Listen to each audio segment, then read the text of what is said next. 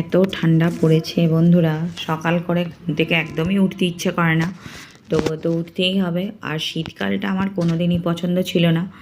তোমাদের কার কীরকম লাগে কি জানি, কিন্তু আমার শীতকাল একদমই পছন্দ না। হয়তো সবার থেকে আমি একটু আলাদা, এখানেই হয়তো তোমাদের সাথে আমার কোনো মিল নেই। যাই হোক, শীতটা সবাই খুব আনন্দ করে কাটায়, কিন্তু আমার একদমই ভালো লাগে না শীতকাল। আমার মনে হয় গরমকাল ভালো, তাও খুব ভালোই লাগে বেশ। ফ্যান চালিয়ে বা এসির কথা বাদ দাও, ফ্যান চালিয়েই তো বেশ ভালোই লাগে, আরাম লাগে। কিন্তু শীতকালটা আমার কোনো দিনই পছন্দ না। আর যত দিন যাচ্ছে শীতকালের প্রতি যেন আমার একদম আগ্রহী কোনো ইচ্ছে করে না। তোমাদের দাদাভাই আবার আমার থেকে একদমই উল্টো। তোমাদের দাদাভাইয়ের সাথে আমার কোনো দিনই মিল হয় না। তার আবার শীতকাল খুবই পছন্দের, কিন্তু আমার আর আমার ছেলের একদমই শীতকাল একদমই পছন্দ না।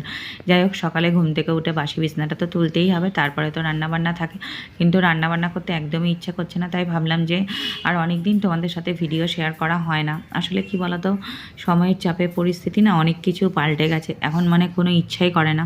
যখন দেখবে মানুষের মনটা ভেঙে যায় না, তখন আর কোনো কিছুতেই ভালো লাগে না। তবুও জানি যে চ্যানেলটার রিচটা একদমই কমে গেছে। মাঝে মাঝে যতটা পারি দেওয়ার চেষ্টা করি, কিন্তু ভালো লাগে না, বিশ্বাস করো। মনের দিক থেকে আর নিজের কিছু কিছু জিনিস আমার কি বলবো তোমাদেরকে, সব দিক থেকে আমি একদম চারিদিকে মানসিক বলো ও শারীরিক বলো, সব দিক থেকে একটু প্রবলেমে আছি। বাবার শরীরটা একদমই ভালো না। যত বয়স হচ্ছে ততই কিন্তু ওই শীতকালে আরও বেশি কষ্ট বয়স্ক মানুষদের।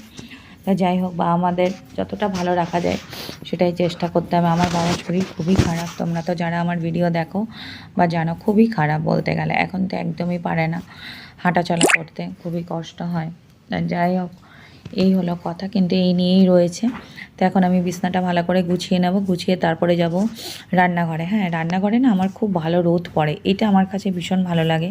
আর রান্নাঘরে তোমাদের আগেও বলেছি, রান্নাঘরের দিকে গেলে আমার মনটাও বেশ ভালো হয়ে ওঠে। কিছু দেখেছে কি সুন্দর রোদ আছে রান্নাঘরে। আমি না দাঁড়িয়ে ভাবছি যে এই জায়গাটা কতক্ষণ দাঁড়িয়ে থাকা যায়। রান্নাঘরে আসলে এই একটা জায়গা আমার কাছে ভীষণ পছন্দের, যেখানে আমার একটু রোদ আসে, যেহেতু আমার সামনে ফ্রন্ট সাইড থেকে রোদটা খুব ভালো ঢোকে। তা যাই হোক, এদিকে এখন কিছু কাজকর্ম আছে, সেগুলো করে নেব, তারপরে তো আস্তে আস্তে করবো। ঠিক আছে, চলো পরে আবার তোমাদের সাথে আসছি। আর আজকে দেখো রান্না করেছি ভাত, একদম গরম গরম ভাত, ধোঁয়া ওটা। তা যাই হোক, এখন শীতের বেলা না একটুখানি গরম ছাড়া ভালোও লাগে না। আর করেছি গাটি কচু সেদ্ধ। গাটি কচু সেদ্ধ মাখা কে কে ভালোবাসো অবশ্যই আমাকে কমেন্ট করে জানি। আমার তো খুব ভালো লাগে, তোমাদের দাদাভাইয়েরও খুব পছন্দের একটা খাবার।